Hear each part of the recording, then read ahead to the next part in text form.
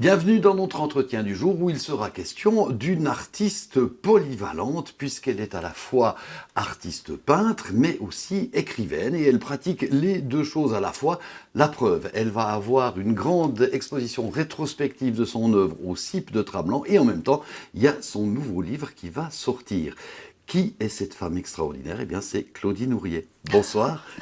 Bonsoir Thomas, beaucoup de compliments pour commencer, je ne sais pas si je les mérite. Merci de passer nous voir en plein stress de cette grande exposition qui sera vernie ce vendredi, le 15 août et qui va durer jusqu'au 20 septembre au CIP. Voilà, le CIP c'est un grand endroit, il faut beaucoup d'œuvres. Comment vous est venue cette idée de faire cette grande exposition ? Oh, j'ai été pendant 40 ans, je fais partie de Visarte, Visarte, l'association l'art visuel suisse, section Jura, pendant 40 ans. Et puis je me suis dit que pour la dernière, pour ma rétrospective, je voulais montrer un peu à mes concitoyens ce qu'était mon travail. D'accord. Voilà. Alors vous dites la dernière, chaque fois qu'on vous invite ici, c'est Oh, la non, dernière, non, mais non. ça n'arrête jamais. Écoutez, l'écriture, je pourrais écrire tant que j'en aurai la force, mais là, il faut encore une autre force. Et puis, j'ai été beaucoup aidée, n'est-ce pas? Mon fils cadet m'a monté presque toute l'exposition, parce que c'est physique. D'accord. Alors vous dites une exposition rétrospective. Alors c'est effectivement très rétrospectif, puisque ça remonte à très très loin. Oui, On peut voir 40 notamment ans. des choses comme ça. Ça, on ne Voilà. savait pas que Claudine Houriet faisait ça. Qu'est-ce que c'est exactement? Alors, c'est très simple, c'est que j'ai tenu les petits élèves de première année, deuxième année, quelques années, j'entends 5 ans environ, Oui. et puis ma maman m'a remplacée parce que j'avais fait une pneumonie, et mes petits élèves venaient me dire bonjour à leur maîtresse, l'un après l'autre, et j'ai profité de faire leurs croquis, leurs portraits. Et ces portraits, je les ai redécouverts il n'y a pas longtemps. Je me suis dit que ça vaudrait la peine de les mettre à l'exposition comme souvenir. D'accord. Ce sont bien sûr toutes des propriétés privées, parce que j'y tiens. Ah d'accord, elles ne sont pas à vendre, celles-là. Mais vous aurez toute la classe qui va venir voir l'exposition, forcément. Oui, mais ce sont des gens maintenant qui ont... c'était, je ne sais pas, c'était dans les années 70 peut-être. Ouais. Donc ça, c'est une facette de Claudine Houriet qu'on peut découvrir. Et puis après, il y a des œuvres un peu de toutes vos époques. Comment est-ce que vous décririez votre parcours artistique en tant que peintre? Vous avez passé par quel genre de phase? Oh, j'ai été, voilà, des arbres. J'en ai toujours fait des arbres, même maintenant, si je suis non figurative, avec des formes et des couleurs qui s'affrontent, qui se lient, qui ont des tensions, des ruptures, des transparences, des opacités. Mais là, disons, ces arbres, j'en ai toujours toute ma vie. Là, on est aussi presque dans du figuratif. C'est quoi exactement? Oui. Alors, c'est le lac de Neuchâtel Voilà, m'a ouais. infiniment inspiré et j'ai fait beaucoup de gouaches du lac de Neuchâtel, des petits formats et de plus grands formats. C'est parmi mes derniers, ceux-là.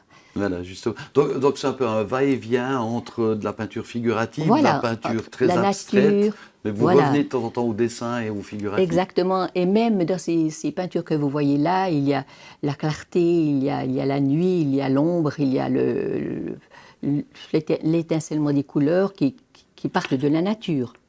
D'accord, donc c'est Même votre... si c'est non figuratif. Ouais, donc ça reste votre source d'inspiration quand même. Oui, ça affleure.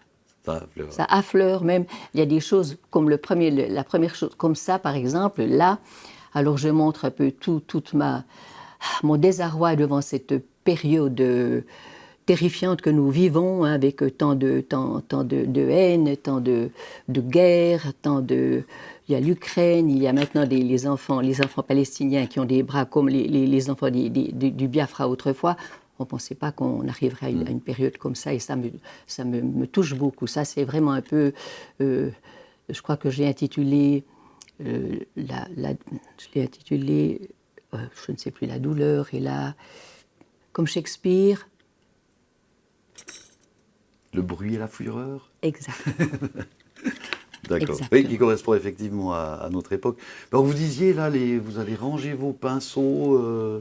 ou bien faire des expositions, oui, ça demande un gros effort, mais peindre, dessiner... Peindre, oui. Alors là, mais sans échéance, sans expo en vue, tranquillement, à mon rythme. Et puis l'écriture, alors, il y a toujours une effervescence en soi quand on veut peindre, quand on veut quand on veut écrire. Et puis cette effervescence qui est tout intérieure pour l'écriture, elle est là. D'accord. Elle restera. Alors on a la transition toute trouvée parce que, hasard du calendrier, ou est-ce que c'était un plan marketing pensé d'avance? Vous avez cette exposition au CIP et en même temps, il y a votre nouveau livre qui s'intitule Des vies en clair-obscur qui va paraître aux éditions Sur le Haut. Il va paraître quand exactement? Je pense fin septembre. Voilà, oui. Il y a déjà à la Vouivre, il sera verni à la Vouivre le 27. D'accord, oui. Le 27 septembre. Donc les deux événements qui se chevauchent, mais ce n'était pas voulu. Non. Normalement, cette exposition devait se passer l'année passée, donc quand j'avais 80 ans. Et puis le CIP, je m'y suis prise trop tard, le CIP était pris. J'ai dit, bon, à l'année prochaine. Mais tout à coup, mon recueil de nouvelles a été accepté par un éditeur et tout s'est donné en même temps. Mais c'est un éditeur, j'ai eu une chance folle de le trouver. Il a fait des pieds et des mains pour que le livre soit beau, pour qu'il y ait les photos qui correspondent à mon texte, parce que c'est toujours sur la base d'une photo d'art qui m'a inspirée, pas du tout dans l'optique du créateur, mais ce qu'elle m'inspirait à moi, personnellement. Et puis je suis partie de là, et puis j'ai inventé une histoire. J'ai toujours aimé raconter des histoires. D'accord. Et là, à partir de peinture, et on comprend que voilà, l'art pictural est très important dans votre vie, vu que ça vous inspire. Mais cette idée, concrètement, c'est venu comment? C'est parce que vous avez vu quelques œuvres d'art, puis... J'ai toujours beaucoup fréquenté les expositions, les musées, et j'achetais des cartes. Et un jour, en rangeant un tiroir, j'ai trouvé toute une pile de cartes qui se sont effondrées devant moi. Et puis, j'ai commencé à les regarder. Et je me suis dit, tiens, si tu en choisissais une vingtaine, celle qui t'inspire le plus, et puis que tu imaginais une histoire d'après ces cartes. Mais c'est en vrac. Il n'y a pas du tout une fois. On passe de la tapisserie de la Dame à la licorne, qui est au musée de Cluny à Paris, à Audelaire, après aux prisons imaginaires de Piranèse, à Josephson, un sculpteur extraordinaire. Il y a Chagall, il y a Morandi, il y a vraiment, sans du tout suivre une ligne de style ou d'époque. Hein, voilà, comme j'ai trouvé ces cartes. C'est vrai que les tableaux représentés ou les sculptures sont d'époques très différentes. Par contre, vos histoires sont très contemporaines. On est au XXIe siècle avec des smartphones, avec des ordinateurs et tout ça. Voilà, oui, mais bien sûr, oui. Et je n'espérais pas pouvoir avoir ces reproductions. C'est grâce de nouveau à mon éditeur Daniel Musy qui m'a dit, mais penses-tu, c'est des œuvres qui sont maintenant dans le domaine public. Moi, je pensais que ça renchérirait beaucoup trop le bouquin. Et il semble qu'on peut, voilà, ça ira.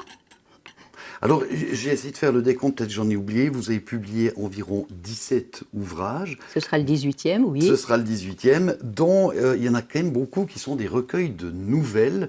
Alors justement, pour trouver des éditeurs pour des recueils de nouvelles, c'est pas évident, parce que dans le domaine francophone, c'est pas un genre qui est très reconnu. Tout à fait. Vous aimez bien les nouvelles? Oui, j'aime bien les nouvelles. Mais pendant 35 ans, j'ai été chez Luce Vilquin, une éditrice belge. Hein. On a beaucoup travaillé ensemble. Alors, elle acceptait mes nouvelles.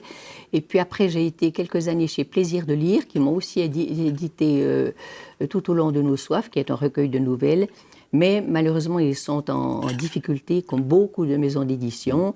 Et il m'a fallu chercher ailleurs. Et puis, je suis tombée sur Daniel Musy, qui a aimé ces nouvelles. Il est lui-même retraité, professeur du gymnase, et il était professeur de philo et d'histoire de l'art. Donc, on s'est tout de suite très bien entendus. Nous sommes devenus amis. D'accord. Et il vous publie. Donc, Des vies en clair-obscur par Claudie Nourrier, ça va paraître fin septembre dans toutes les bonnes librairies. Oui. Donc le vernissage à la Vouivre le 27. Et le vernissage à la Vouivre de Seigneur-Légier le 27 septembre.